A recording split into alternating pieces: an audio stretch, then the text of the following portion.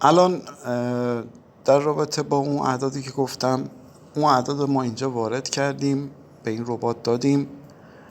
این ربات پیوتا، امواج الیوت، اینا رو تشخیص میده. ایچیموکو داره که تشخیص میده که رو چه قیمتی هستش و پیش بینی عدد بعدی رو داره. نقاط واکنش احتمالی در آینده رو پیوتا بهتون اعلام میکنه و سطح فیبوناچی رو. و یه قسمت داره برای پیشنهاد هوش مصنوعی که خدمتتون اعلام میکنه، میگه از چه قیمتی اگه رد بشه یا بشکنه رو چه سقفی قیمتی هستش. البته این تایم فریم 1 ربع طلا هستش که الان در تاریخ 8 اکتبر 17 من این ویدیو رو ضبط میکنم، خدمتتون اعلام میکنم.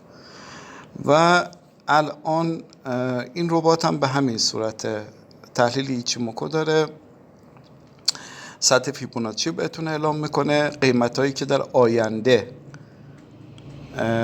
و روندی که الان داره و روندی که در آینده خواهد داشت بهتون اعلام میکنه و تشخیص روند داره که میدونه در آینده روند به صورت نزولیه با چه الگویی، الگوهاشون هم بهتون میگه، یا سعودیه با چه الگویی. 6 عدد بعدی رو تو بهتون اعلام میکنه. اون اعدادی که واکنش هستش بهتون میگه.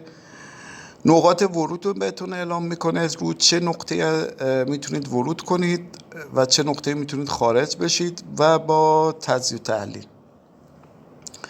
این ربات هم به همین صورت هستش که اون وقتی اعداد رو اینجا وارد میکنید، شما 25 عدد و 20 عدد وارد میکنید، خدمتتون اعلام میکنه پیشبینی ریاضیات داره، پیشبینی فیزیک داره و پیشبینی فیبوناچی، پیشبینی ایچیموکو که اون اعدادی که در آینده قراره بهشون برسه بهتون اعلام میکنه و 100% هم به این اعداد میرسه و تو چارت هم مشخص هستش.